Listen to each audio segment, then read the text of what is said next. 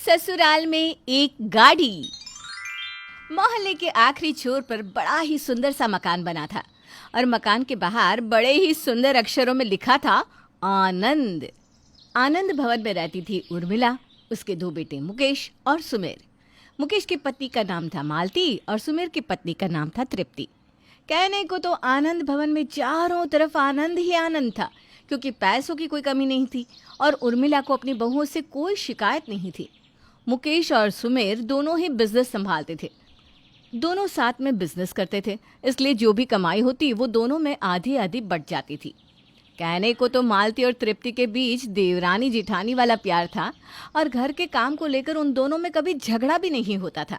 लेकिन बस इतना पैसे वाला परिवार होने के बाद भी घर में एक ही कार का होना कभी कभी देवरानी जिठानी के बीच झगड़े की वजह बन जाता था। मम्मी जी, वो मेरी सहेली है ना, उसकी मैरिज एनिवर्सरी की पार्टी है, तो मुझे मुकेश के साथ उस पार्टी में जाना है। आज शाम का खाना तृप्ति बना लेगी। अब देखो बेटा, यह तुम दोनों के बीच की बात है।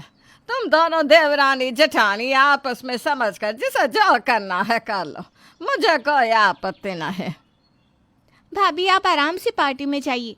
देखिए, खाना बनाने में तो मुझे कोई एतराज़ नहीं है, लेकिन वो क्या है ना, आज सुमेर के दोस्त ने भी हमें डिनर पर बुलाया था, तो हमें भी वहाँ पर जाना था। अरे, यह तो बहुत अच्छी बात है। मेरे लिए खिचड़ी बना दो और तुम दोनों अपनी अपनी पार्टी में जाओ। अरे, तुम्हारी उम्र है भाई, दोस्तों के साथ मिलना चाहिए, घूमना चाहिए।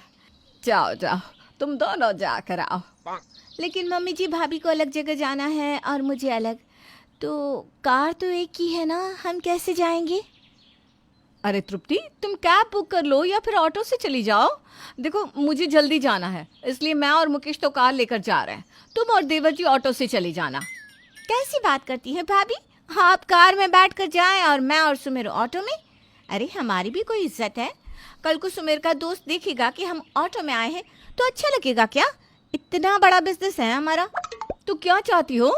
इस घर की बड़ी बहू और बेटे को ऑटो में बैठकर जाना चाहिए? लोग तुम्हारे ऊपर ही उंगलियां उठाएंगे।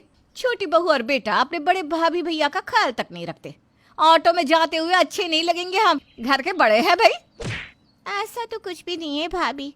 उल्टा अगर आप ऑटो में जाएंगे और हम कार में, तो लोग तो आपकी तारीफ करेंगे ना, कहेंगे छोटे भाई का कितना ख्याल रखते हैं। मैं ना तुमसे कोई बहस नहीं करना चाहती।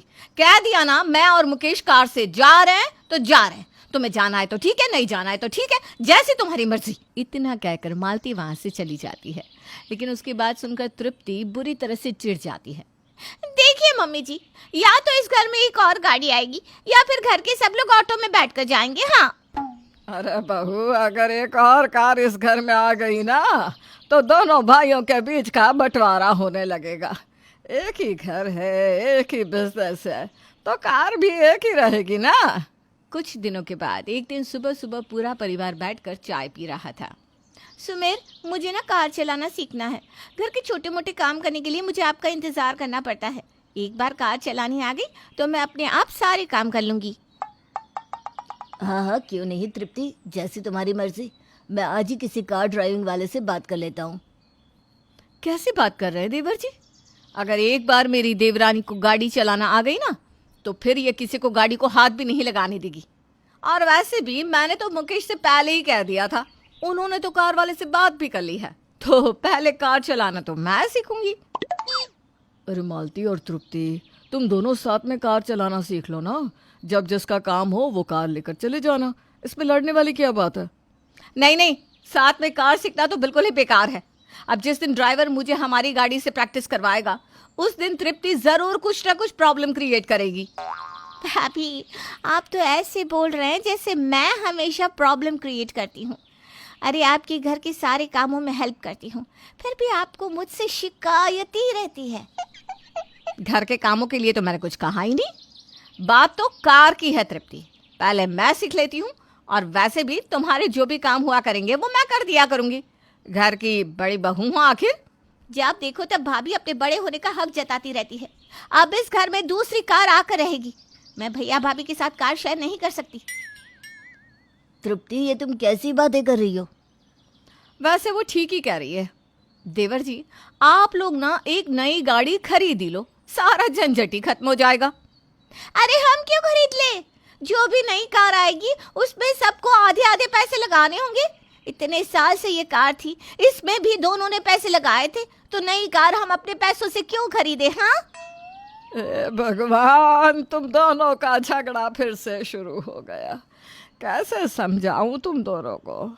हर बात में इतने अच्छे से एडजस्ट कर लेती हो, लेकिन कार का नाम आते ही दोनों खुले सांड की तरह लड़ने लगती हो। कुछ दिनों के बाद, अरे सुमेर बेटा, जरा दुकान जाने से पहले मुझे मंदिर छोड़ देना, आज मुझे प्रसाद चढ़ाने जाना था। ठीक है मम्मी, मैं गाड़ी की चाबी ले आता हूँ। भैया तो आज पैदल ही दुकान चले गए, मैं भी चला जाता, लेकिन अब आपको जाना है तो कार ले चलता हूँ। ठीक है बेटा। सुनिए जी, मुझे भी अपने साथ ले चलिए ना, मुझे बाजार से दुपट्टा लाना था। अब कार लेकर जा ही रहे हैं तो मैं भी चलती हूँ।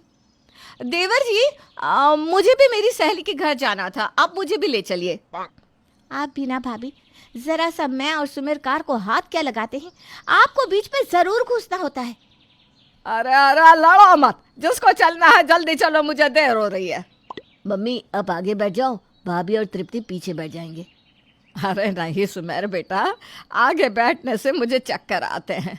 अरे मम्मी जी कोई बात नहीं, मैं आगे बैठ जाती हूँ। अरे अरे ये क्या बात हुई भाभी, जब भैया कार चलाते हैं तब भी आप आगे बैठती हैं, और अब सुमेर के साथ आप बैठेंगी। आज तो आगे मैं बैठूंगी। अरे तुम तो कार का नाम आते ही लड़ने लगती हो। वो तो आप भी करती हैं भाभी। और इस तरह एक बार फिर से तृप्ति और मालती के बीच में बहस हो जाती है। उनको इस तरह लड़ते देखकर उर्मिला का दिमाग खराब हो चुका था।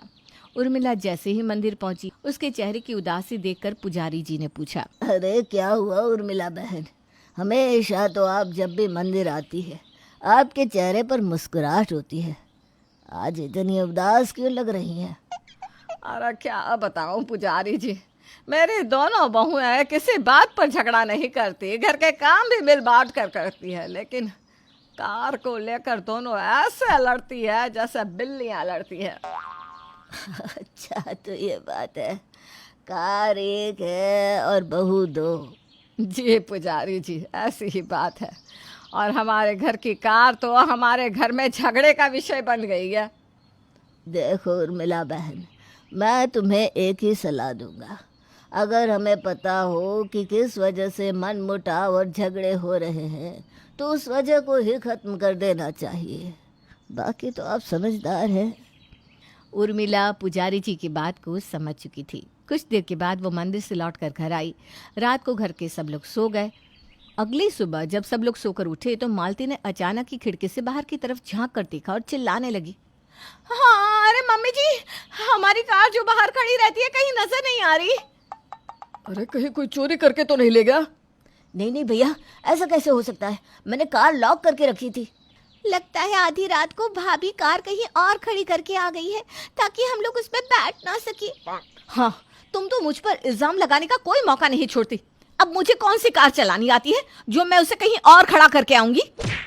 सुमेर, हमें पुलिस में रिपोर्ट दर्ज कर देनी चाहिए, आखिर हमारी कार गई कहाँ? ठीक कहते हैं भैया, मैं अभी थाने जाकर रिपोर्ट दर्ज करवा कर आता हूँ। अरे एक मिनट, बहुत हो गई तुम्हारी बातें। कल पुजारी जी ने मंदिर में मुझसे एक बहुत अच्छी बात कही थी, अगर हमें पता हो कि मन मुटाव और झगड़े किस वजह से हो रहे हैं तो उस वजह को मिटा देना चाहिए, वो भी जड़ से। मैंने भी झगड़े की जड़ को जड़ से मिटा दिया है और उस कार को बेच दिया। उसकी चाबी अब उसके पास है जिसने पूरे 5 लाख में हमारी कार खरीदी है। उर्मिला की बात सुनकर सबके होश उड़ गए, लेकिन आनंद भवन का आनंद फिर से लौट कर आ गया था। देवरानी जेठानी के बीच प्यार बढ़ने लगा था और कार को लेकर होने वाले छोटे मोटे झगड़े तो कब के खत्म हो चुके थे।